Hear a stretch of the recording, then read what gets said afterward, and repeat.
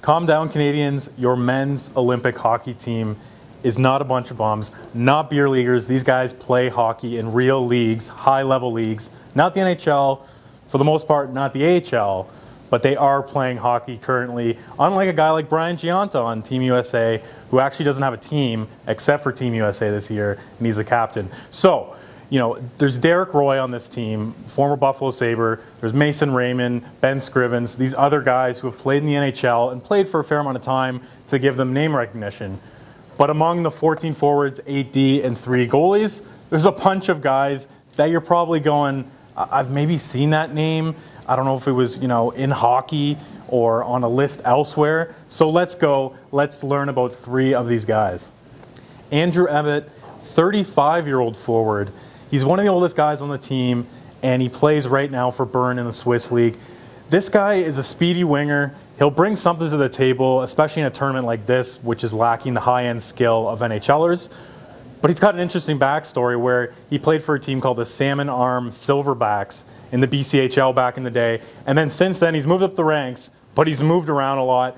He played 224 games in the NHL. That's 6 teams over 8 seasons. So he bounced around, to say the least. And now he's with Canada. And you wonder if this is a guy who seizes the moment. You know, he has this one opportunity to shine. Next up, Kevin Poulin. He's from Montreal. He's an older goaltender. Spent some time with the Islanders back in the day. And now he's playing in Austria.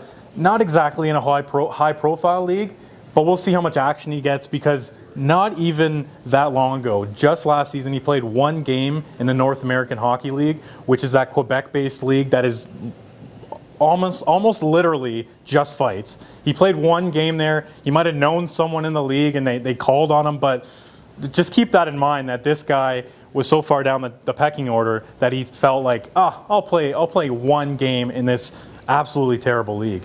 Finally, on defense, Carl Stollery. This guy's whole life has led up to this moment. I need to look at my notes for this one just to keep things straight. So back in the day when he was a young guy, 14, 15, he played AA hockey, not AAA, so he was off of scouts' radars. And then he plays junior A for 3 years, kind of starts building up steam, goes to college, does all 4 years there at Merrimack College. And then he ends up playing 23 games between the Colorado Avalanche, the New Jersey Devils, and the San Jose Sharks. So he's been kind of on the way up, but now he's playing in the KHL for a team in Latvia. And you kind of root for this guy, because he clearly has some dedication to his craft and has not given up on the dream. He's gone up and down, and this is the biggest stage of his life.